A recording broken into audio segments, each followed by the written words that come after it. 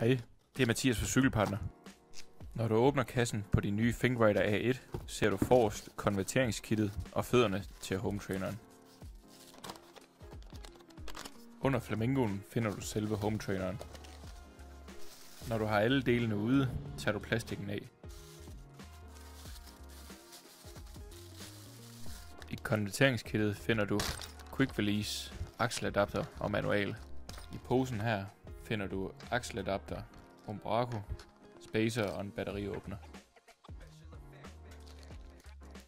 Næste step er montering af selve fødderne til hometraineren.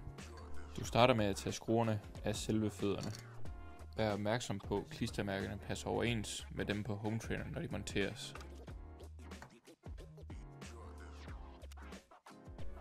Husk, den lange fod skal bæres og skru skruerne godt til. Her kan du se forskellen på through axle og quick release. Nu monterer du din kassette på hometraineren. I dette tilfælde er det en T-Speed, hvilket er derfor, der er en spacer inde bagved. Du kan enten montere en ny eller din nuværende kassette. Herefter sætter du plugsene på, der passer til din cykel, hvilket i dette tilfælde er quick release. Nu er cyklen klar til montering på hometraineren. Rigtig god tur.